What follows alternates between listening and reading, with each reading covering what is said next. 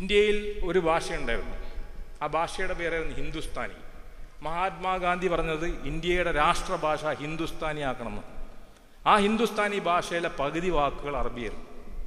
ഉദാഹരണം, ഈ നിങ്ങൾ ഉപയോഗിക്കുന്ന എല്ലാ വാക്കുകളും താക്കത്ത്, കൂവത്ത്, മുസീബത്ത്, ഹിഫാസത്ത്, ഈ തരത്തിലുള്ള ഏത് വാക്കുകൾ നമ്മൾ എടുത്താൽ അസത്ത് വരെ ഇത്തരത്തിലുള്ള എല്ലാ വാക്കുകളും മുസീബത്ത്, ഇത് ഈ വാക്കുകളൊക്കെ ഉണ്ട് ആ ഹിന്ദുസ്ഥാനിയിൽ. പക്ഷേ ഇന്ത്യയുടെ വിഭജനത്തിന് ശേഷം രണ്ട് ലിപി ഒരു ഭാഷ, അല്ലെങ്കിൽ രണ്ട് ഭാഷ ഒരു ലിപി, ഇത്തരത്തിലുള്ള ഒരു തർക്കം ഉടലെടുക്കുകയും പാകിസ്ഥാനിലെ ഉറുദു ഭാഷയിൽ നിന്ന് സംസ്കൃത പദങ്ങൾ ഒന്നടക്കം എടുത്തു മാറ്റുകയും ഇവിടെ വളരെ പതുക്കെ തന്ത്രപരമായിട്ട്, ഉദാഹരണം ഞാൻ മെഡിക്കൽ കൗൺസിൽ മീറ്റിങ്ങിന് കഴിഞ്ഞ ആഴ്ച പോയപ്പോൾ റൂം നമ്പർ 1, അപ്പം നമ്മൾ പ്രതീക്ഷിക്കുന്നത് കമറ നമ്പർ 1 എന്നാണ്. അതൊക്കെ മാറി കക്ഷ് നമ്പർ 1 എന്നായി. കക്ഷ് നമ്പർ 1 കമറയല്ല, മാറ്റി. പ്ലെയിനിൽ ഞാൻ പോരുമ്പോൾ, പണ്ട് കാലത്തൊക്കെ ഞങ്ങൾ പോരുമ്പോഴൊക്കെ ഹവായ് അഡ്ഡ, ഹവയാണല്ലോ, ഹവ അറബിക്കാണല്ലോ. അപ്പോൾ ഹവായ് അഡ്ഡയാണ്. ഹവായ് അഡ്ഡ എടുത്ത് മാറ്റിയപ്പോൾ ഇതല്ലേ, അതെടുത്ത് മാറ്റി. ഇപ്പോൾ പ്ലെയിനിൽ അനൗൺസ്മെന്റ് ഞാൻ പറഞ്ഞുതരാം എന്താന്ന്. പണ്ടൊക്കെ നമ്മൾ പോകുമ്പോൾ ഷറാബ് പീന മനാഹെ, ഈ ഷറാബ്, കബാബ്, ഷബാബ് ഒക്കെ നമ്മുടെ കൂട്ടത്തിൽപ്പെട്ടാണല്ലോ. ഇതേ അപ്പോ ഷറാബ് പീന ഞങ്ങളത് കുടിക്കലോട്ടോ, ഇനി വെറുതെ ഉപ്പരത് നമ്മുടെ കൂട്ടത്തിൽപ്പെട്ടാന്ന് പറഞ്ഞത്. ഷറാബ് പീന മനാഹെ അത് മാറ്റിയിട്ട് ഇപ്പൊ എന്താക്കി, മദ്യപാൻ വിസർജിത് ഹേ, മദ്യപാൻ നിഷിദ്ധ ഹേ. ഇതൊക്കെ കേൾക്കണോ പോലും മനസ്സിലാവണല്ലോ എന്താ പറയണം. കാരണം ആ ചങ്ങായി വീട്ടിൽ നിന്ന് ഷറാബ് പീന മനായിട്ട് തന്നെയാണ് ഇരിക്കുന്നത്. വീട്ടിൽ ഷറാബ് പീന തന്നെയാണ്. പക്ഷെ ഇത്തരത്തിൽ കേന്ദ്ര ഗവൺമെന്റുകൾ മാറി വരുന്ന, ഇതിലൊന്നും രാഷ്ട്രീയമില്ല, മാറി വരുന്ന എല്ലാ കേന്ദ്ര ഗവൺമെന്റുകളുടെയും മോളിൽ ചില ഭാഷാ പണ്ഡിതന്മാർ സ്വാധീനം ചെലുത്തിയതിൻ്റെ ഫലമായിട്ട് നിരന്തരം നിങ്ങളൊരു പഠനം നടത്തേണ്ടതാണ്. എത്ര കണക്കിന് അറബി വാക്കുകൾ എടുത്തു മാറ്റിയിട്ടുണ്ടെന്ന്, അറബി പെർഷ്യൻ വാക്കുകൾ ഹിന്ദുസ്ഥാനി ഭാഷയിൽ നിന്ന് എടുത്തു മാറ്റിയിട്ടുണ്ടെന്നുള്ളൂ. നേതാജി സുഭാഷ് ചന്ദ്രബോസിനോട് ഒരിക്കൽ ചോദിച്ചു രാഷ്ട്രഭാഷ ഏതായിരിക്കണം. അദ്ദേഹം പറഞ്ഞു ഇതൊന്നും വേണ്ട, നമുക്ക് ഇംഗ്ലീഷ് ആയിക്കളയാം. കാരണം അദ്ദേഹം ബംഗാളിയാണ്, അദ്ദേഹത്തിന് അറിയാം വരാൻ പോണ ആപത്തിനെ പറ്റിയിട്ട്. അതേസമയം കോൺഗ്രസ് മുഖ്യമന്ത്രിയായിരുന്ന രവിശങ്കർ ശുക്ല, അദ്ദേഹം പറഞ്ഞ വാക്കുകൾ ഞാൻ പറഞ്ഞ അതിലും അറബിയുണ്ട്. അദ്ദേഹം പറഞ്ഞ വാക്കിൽ പോലും അറബിയുണ്ട്. എന്താണ്? ഉറുദു ഹിന്ദി കാ ഏക് നാജായിസ് ഔലാദ് ഹൈ. ഔലാദ് അറബിയാണല്ലോ. ഇതല്ലേ ഉസ്കോ ദഫൻ കർണാ ചാഹിയെ. ദഫൻ എന്ന് വെച്ചാൽ ദഫനാനാന്ന് വെച്ചിട്ടുണ്ടെങ്കിൽ കബറടക്കം ചെയ്യണം എന്നുള്ളത്. കർണാ ചാഹിയെ എന്നാണ് അദ്ദേഹം പറഞ്ഞത്. അദ്ദേഹത്തോടൊപ്പം കൂടി കെ എം മുൻഷി. പക്ഷെ കെ എം മുൻഷി ഒരു ഇത് മറന്നുപോയി, അദ്ദേഹത്തിന്റെ സ്വന്തം പേരിന് അറബിക്കാണ്. കെ എം മുൻഷി സ്വന്തം പേര് അറബിക്കാണ്. അപ്പോ ആ കാലഘട്ടത്തിൽ പണ്ഡിറ്റ് രവിശങ്കർ ശുക്ലയും സർദാർ വല്ലഭായ് പട്ടേൽ, ഇപ്പൊ സർദാർ വല്ലഭായ് പട്ടേലിന് വേണ്ടി ഓടാൻ പി സി ജോർജൊക്കെ ഇടുന്നുണ്ടല്ലോ. പിന്നെ ഏത് വഴിക്ക് ഓടിക്കോളും, കുഴപ്പമില്ല. അപ്പോ അല്ല, അങ്ങോട്ട് ഓടുമ്പോൾ ഇങ്ങോട്ട് ഓടാ, കുഴപ്പമില്ലല്ലോ. എതിര് ഓടാ. പട്ടേൽ അങ്ങോട്ട് ഓടുമ്പോൾ മുമ്പിൽ അവിടെ നിന്ന് ഇങ്ങോട്ട്. അപ്പോ ആ നിലക്ക് സർദാർ പട്ടേൽ ഗ്രൂപ്പിൽപ്പെട്ട പലരും ഉറുദു ഭാഷയെ നശിപ്പിക്കാനായിട്ട് ശ്രമിച്ചിട്ടുണ്ട്. നശിപ്പിക്കാന്നുള്ള വളരെ സിമ്പിളാണ്.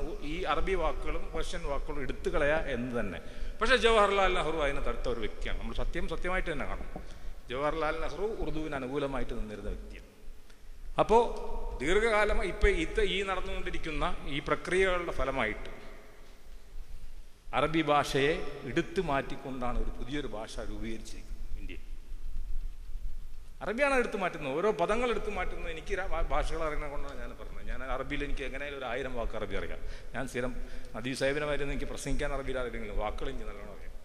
അപ്പോൾ ആ തരത്തിലുള്ള ഇതിൻ്റെ ഫലമായിട്ട് എന്തുണ്ടായി എന്ന് പറഞ്ഞുതരാം. അപ്പുറത്ത് വേറെ സംഭവം നടന്നു.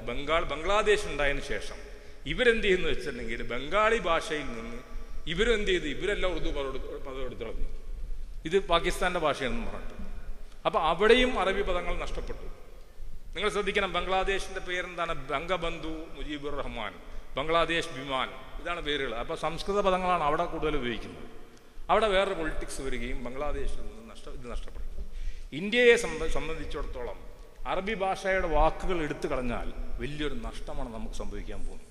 കാരണം നമ്മുടെ പൈതൃകത്തിൻ്റെ ഒരുപാട് വർഷങ്ങൾ ഇതിൽ നഷ്ടപ്പെടുകയും നമ്മുടെ ചെറുപ്പക്കാർക്കൊക്കെ അത് മനസ്സിലാവാതിരിക്കുന്ന ഒരു സാഹചര്യം വരും.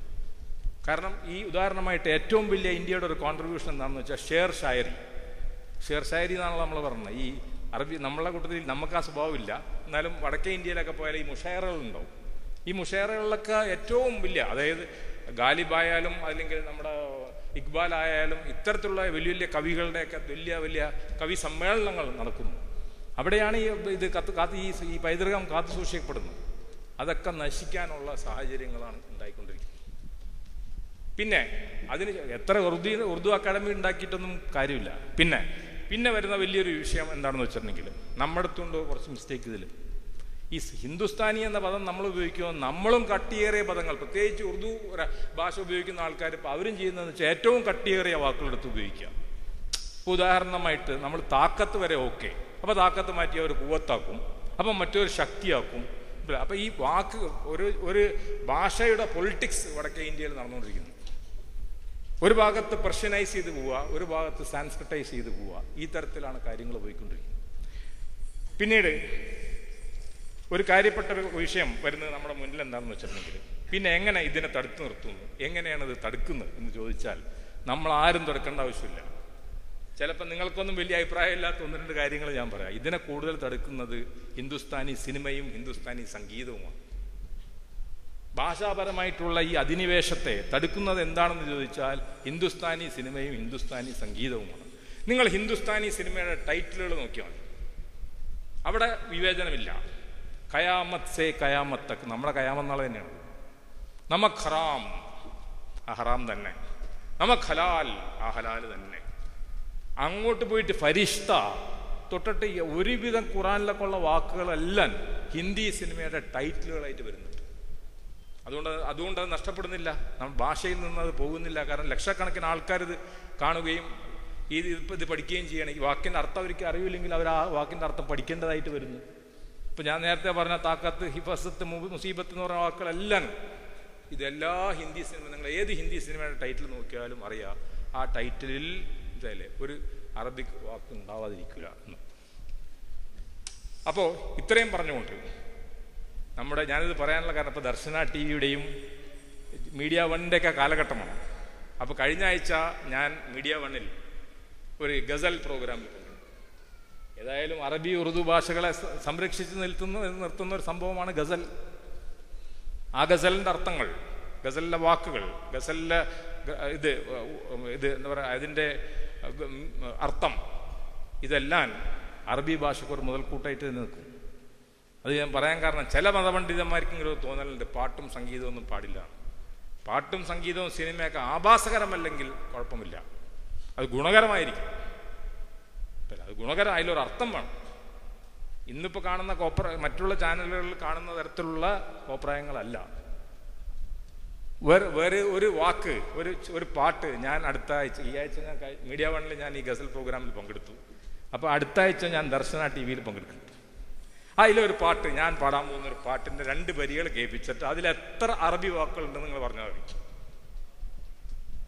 അപ്പം നിങ്ങൾക്ക് മനസ്സിലാവും അറബിക്ക് എന്തുമാത്രം സംഗീതത്തിലോടുള്ള ബന്ധമുണ്ട് അറബിക്കെന്നുള്ളത്. ആ വാക്കുകൾ വളരെ സിമ്പിളായിട്ടുള്ള വാക്കുകളാണ്, എല്ലാവർക്കും അറിയാവുന്ന വാക്കുകളാണ് ഈ പാട്ടിലുള്ളത്. ഞാൻ എണ്ണിക്കോളുണ്ട് അറബി വാക്കുകൾ. एक प्यार और वफा की तस्वीर मानता हूँ, तस्वीर क्या तुम्हें मैं तकदीर मानता हूँ. ओ हो देखी नजर में खुशियाँ, यादे के गम के साए, मुझे तुम याद आए. 8 അറബി വാക്കുണ്ടെന്നാണ് എൻ്റെ അഭിപ്രായം. ബഹാവുദ്ദീൻ സാഹിബിന് അഭിപ്രായം പറയാം. ഞാൻ ഈ പാടിയ 2 വരിയിൽ 8 അറബി വാക്കുകൾ ഉണ്ട് എന്നാണ് ഞാൻ മനസ്സിലാക്കുന്നത്. അതിൽ തക്ദീർ, തസ്വീർ, ഖുഷി അറബി വാക്കാണ്. വഫ അറബി പെണ്ണുങ്ങൾക്ക് സ്ഥിരമിടുന്ന പേരാണ്, ലോയാലിറ്റി അല്ലെങ്കിൽ എന്നുള്ള പേരാണ്. അപ്പോൾ 8 വാക്കുകൾ ഇന്ത്യയിലെ വളരെ പ്രസിദ്ധമായ കാണാം. ഇത് രചിച്ചത് ഒരു ഹിന്ദുവാണ്, ആനന്ദ് ബക്ഷി രചിച്ച, ലക്ഷ്മികാന്ത് പ്യാർലാൽ സംഗീതം നൽകിയ, മുഹമ്മദ് റഫി പാടിയ, പിന്നീട് ലതാ മങ്കേഷ്കറും വേറെ രൂപത്തിൽ പാടിയ ഒരു ഗാനമാണ്. അപ്പോൾ ഒന്ന് ചിന്തിച്ചു നോക്ക്. അങ്ങനെ അറബി ഭാഷയോ അല്ലെങ്കിൽ മറ്റുള്ള ഭാഷകളെ നമുക്ക് നശിപ്പിക്കാൻ പറ്റില്ല. കരുതിക്കൂട്ടി ഒരു ഗവൺമെൻറ്റോ ഒരു ഭരണ സംവിധാനം വിചാരിച്ചാൽ, അല്ലെങ്കിൽ ഒരു എതിർ ഭരണ സംവിധാനം വിചാരിച്ചാൽ, എതിർന്ന് വെച്ചിട്ടുണ്ടെങ്കിൽ ഭാഷാപരമായ എതിർപ്പുള്ള ഒരു സംവിധാനം വിചാരിച്ചാൽ നമ്മൾക്ക് ഇത് നശിപ്പിക്കാൻ പറ്റുകയില്ല എന്നുള്ളതിൻ്റെ ഏറ്റവും വലിയ തെളിവാണ് ഞാനിപ്പോൾ പാടിയ പാട്ട്. നിങ്ങൾ അതൊക്കെ ശ്രവിക്കുക. അടുത്ത ചൊവ്വാഴ്ച ദിവസം ദർശന TV-യിൽ ഞാൻ ഈ പാട്ട് പാടുന്നുണ്ട്. അപ്പോൾ ദർശനക്കാരൊക്കെ നന്നായി പോയി, അവർ പാട്ട് പാടുന്നു. അതിനു മുമ്പ് മീഡിയ വണ്ണിൽ ഞാൻ ഗസൽ ചേർന്നു, മഞ്ചേരിയുടെ കൂടെ ചേർന്നു കഴിഞ്ഞ ആഴ്ച. അപ്പോൾ ആ തരത്തിലൊക്കെ നമ്മൾ തന്ത്രപൂർവ്വം നീങ്ങിക്കഴിഞ്ഞാൽ മനസ്സിലല്ലേ, നമുക്കൊരു വാക്കാ പറയണ്ടാവുള്ളൂ: അറബി സിന്ദാബാദ്, ഉറുദു സിന്ദാബാദ്, ഹിന്ദുസ്ഥാൻ സിന്ദാബാദ്. ജയ് ഹിന്ദ്.